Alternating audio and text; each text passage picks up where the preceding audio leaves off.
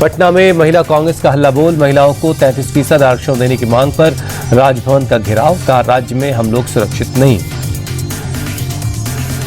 जम्मू कश्मीर के सीएम उमर अब्दुल्ला ने कांस्टेबल तारिक अहमद को दी श्रद्धांजलि। कठुआ में आतंकियों से मुठभेड़ के दौरान शहीद हुए थे तारिक अहमद। जवानों की शहादत पर बोले सीएम अब्दुल्ला, हमें आतंकवाद पर काबू पाना होगा ताकि मातम का सिलसिला हमेशा हमेशा के लिए बंद हो। जमशेदपुर में मुख्तार अंसारी गैंग के शूटर अनुज करौजिया को यूपी एसटीएफ ने मुठभेड़ में ढेर कर दिया, 2.5 लाख रुपए का था इनाम। जयपुर में तेजा जी महाराज के मंदिर में तोड़फोड़ के बाद बवाल, बजरंग दल ने जयपुर टोंक हाईवे जाम किया, तनाव को देखते हुए भारी पुलिस बल तैनात है। तेजा जी महाराज की मूर्ति तोड़ने पर राजपूत करणी सेना का ऐलान, आरोपियों को पकड़ा नहीं गया तो जयपुर को बंद करेंगे। चैत्र नवरात्र की आज से शुरुआत हो रही है। प्रयागराज के आलोप शंकर देवी पीठ मंदिर में उमड़ा लोगों का सैलाब, पूजा अर्चना कर लोग दर्शन कर रहे हैं। वाराणसी के अष्टभुजा माता मंदिर में श्रद्धालुओं की भारी भीड़ है। चैत्र नवरात्र के पहले दिन भक्तों ने किया दर्शन, माता शैलपुत्री का आशीर्वाद दिया। चैत्र नवरात्र के मौके पर अयोध्या के बड़े देवकाली मंदिर में लोगों की भीड़, मंदिर में पूजा अर्चना कर देवी मां का आशीर्वाद ले रहे हैं। दिल्ली की सीएम रेखा गुप्ता छतरपुर मंदिर पहुंची, चैत्र नवरात्र के मौके पर पूजा अर्चना कर दर्शन कर आशीर्वाद दिया। चैत्र नवरात्र के मौके पर मुंबई के मुंबा देवी मंदिर में भी खास आरती हुई, भक्तों का उमड़ा जन सैलाब।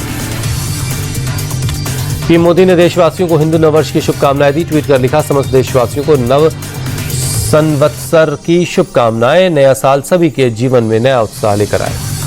पीएम मोदी ने देशवासियों को चैत्र नवरात्रि की बधाई दी। बोले, शक्ति साधना का ये पर्व हर किसी के जीवन को साहस, संयम और सामर्थ्य से परिपूर्ण करे।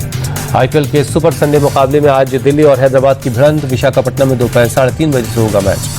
संडे के दूसरे मुकाबले में चेन्नई और राजस्थान के बीच होगा मुकाबला। गुवाहाटी में शाम 7:30 बजे से शुरू होगा ये मैच।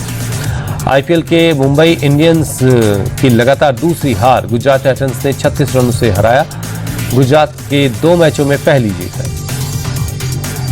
मुंबई इंडियंस ने टॉस जीतकर गुजरात को दिया बल्लेबाजी का न्योता। गुजरात ने 20 ओवर में 8 विकेट खोकर 194 रन बनाए। नागपुर दौरे पर पीएम मोदी संघ के स्मृति मंदिर पहुंचे, हेडगेवार और गोलवलकर को दी श्रद्धांजलि।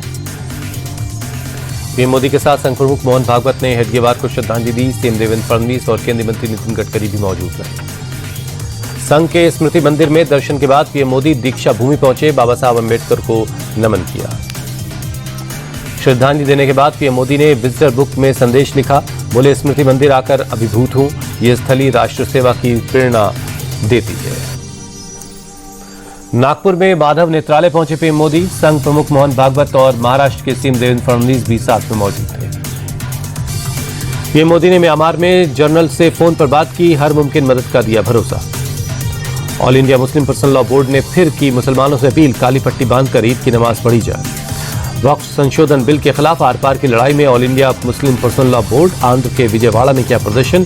सीएम चंद्रबाबू नायडू को दी चेतावनी, अगर बिल का समर्थन किया तो मुस्लिम वोट उन्हें नहीं मिलेगा। बोर्ड के अध्यक्ष खालिद सैफुल्लाह रहमानी बोले, वक्फ संशोधन बिल कभी स्वीकार नहीं करेंगे। नीतीश और चंद्रबाबू नायडू इससे अपना समर्थन वापस लें। All India Muslim personal law board के प्रदर्शन में जमात इस्लामी हिंद भी शामिल हुआ। वक्फ संशोधन बिल को मुसलमानों का खिलाफ बताया। वक्फ संशोधन बिल को लेकर असदुद्दीन ओवैसी का केंद्र सरकार पर अटैक, कहा लोकसभा में बीजेपी के पास बहुमत नहीं, अगर सहयोगियों ने साथ नहीं दिया तो बिल पास नहीं होगा। केंद्रीय मंत्री किरण रिजिजू ने प्रदर्शन पर जताई नाराजगी, कहा प्रदर्शन की अभी सभी को आजादी है, लेकिन गलत बातों का प्रचार करना और फैलाना, अशांति फैलाना ठीक नहीं। राहुल गांधी ने प्रधानमंत्री मोदी को लिखा खत, केरल, गुजरात और अंडमान में खनन की इजाजत देने के केंद्र के फैसले पर विरोध जाहिर किया। कांग्रेस सांसद प्रियंका गांधी का केंद्र सरकार पर हमला, कहा संसद में किसी भी मुद्दे पर चर्चा नहीं करने दी जा रही। एटीएम से पैसे निकालने का चार्ज बढ़ाने पर भड़के मल्लिकार्जुन खड़गे, कहा मोदी सरकार ने बैंकों को कलेक्शन एजेंट बना दिया। मिनिमम बैलेंस न रखने पर जनता से 43,500 करोड़ रुपए वसूले गए। महाराष्ट्र में किसानों का कर्ज माफ नहीं होगा, डिप्टी सीएम अजित पवार बोले, सरकार फिलहाल ऋण माफी की स्थिति में नहीं, किसान लोन की किस्त समय पर अदा करें। अजय पवार के कर्ज माफी वाले बयान पर शिवसेना यूबीटी का पलटवार, अंबादास दानवे बोले, सत्ता में आने के लिए महायुति ने किसानों से झूठे वादे किए थे। जगजीत सिंह जलेवाल ने अपने अनशन खत्म नहीं किया है, किसान नेता बोले, सरकारी तंत्र अफवाह फैला रहा। आर्य समाज की स्थापना के 150 साल पूरे होने पर प्रोग्राम हुआ। इंडिया टीवी के चेयरमैन और editor in chief Rajat Sharma बतौर चीफ गेस्ट शामिल हुए। रजत शर्मा ने कहा, आर्य समाज ने राष्ट्र को जगाने का काम किया, समाज के कई बुराइयों को दूर किया। स्वतंत्रता आंदोलन में भी बड़ा योगदान रहा।